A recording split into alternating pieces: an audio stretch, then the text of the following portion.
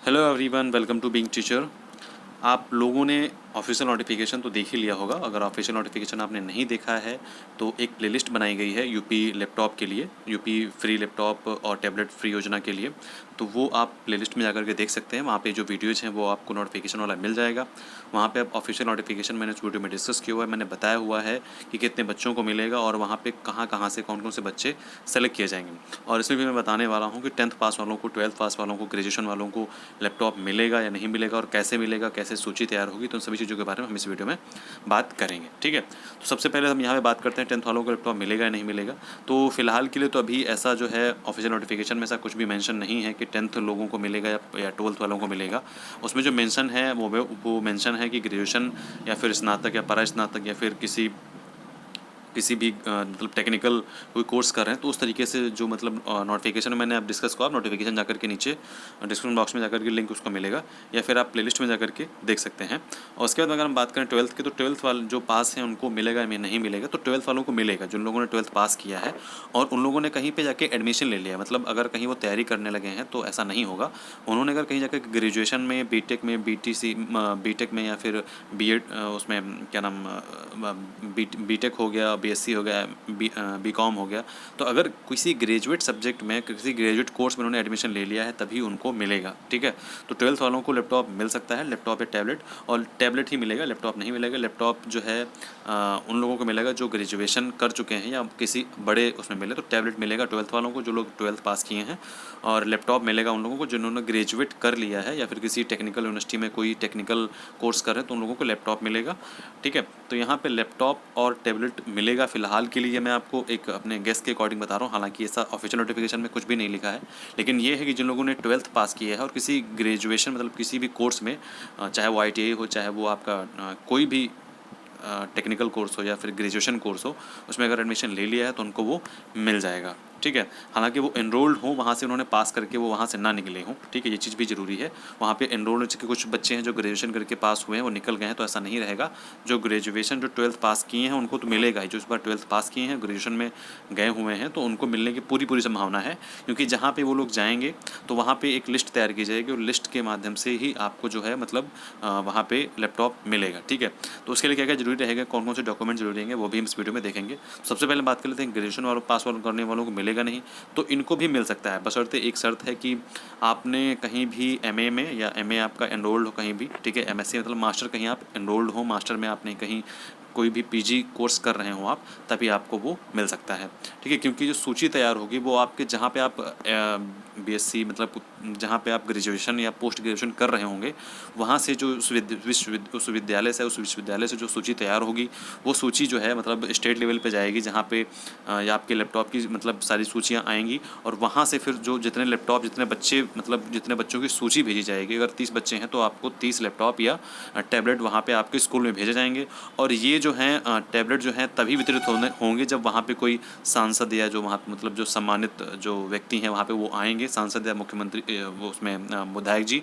तो सांसद या विधायक कोई एक होगा जिसकी मतलब उपस्थिति में आपको लैपटॉप या टैबलेट वहाँ पे मिलेगा। ठीक है, तो सूची कैसे तैयार होगी वो आप समझ गए होंगे। इसके लिए डॉक्यूमेंट क्या जरूरी है वो भी हम डिस्कस करते हैं। तो डॉक्यूमेंट क्या लगेंगे, डॉक्यूमेंट में मैं आपको देख रहा हूँ फॉर्म कब ऑनलाइन होंगे। तो फॉर्म ऑनलाइन के लिए आप थोड़ा सा अभी वेट कीजिए, अभी ऐसा कोई नोटिफिकेशन नहीं आया है, आपको वेबसाइट में बता दूंगा। और फिलहाल के लिए तो अभी कोई नोटिफिकेशन नहीं है, जैसे ही नोटिफिकेशन आएगा वो आपको बता दिया जाएगा। ठीक है, और अगर हम बात करें आपके डॉक्यूमेंट्स की, तो डॉक्यूमेंट में आप जन्म प्रमाण पत्र आपका लगेगा। ठीक है, अगर आपके पास जन्म प्रमाण पत्र नहीं है तो थोड़ा सा प्रॉब्लम है, देख लीजिए, अगर हो जाए तो ठीक है, नहीं तो फिर इसकी कोई ज़रूरत नहीं लगेगी खास तौर से। लेकिन जो मतलब लग सकते हैं डॉक्यूमेंट्स, ये लग सकता है, इसका कोई ज़रूरी नहीं है।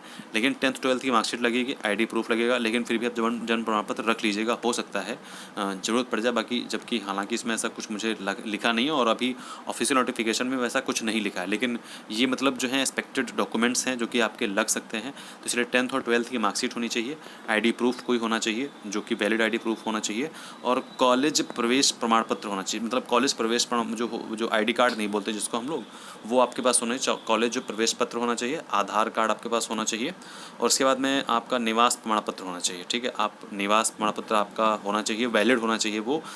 ये मान के चलिए अगर आपका 1 या 2 साल से पुराना है तो थोड़ा सा उसको अगर देख लें, बनवा लें, क्योंकि वो ज़्यादा पैसों का बनता भी नहीं है। ठीक है, अगर आप आप अभी बनवा लेंगे तो हो सकता है आगे प्रॉब्लम ना हो। वैसे बहुत जो हैं मतलब उसमें ऐसा कुछ नहीं लिखा है, लेकिन बहुत सारे जो इन्फॉर्मेशन मुझे मिली है, बहुत सारे यूट्यूबर्स बोलते हैं कि 3 साल के लिए वैलिड रहता है, ठीक है।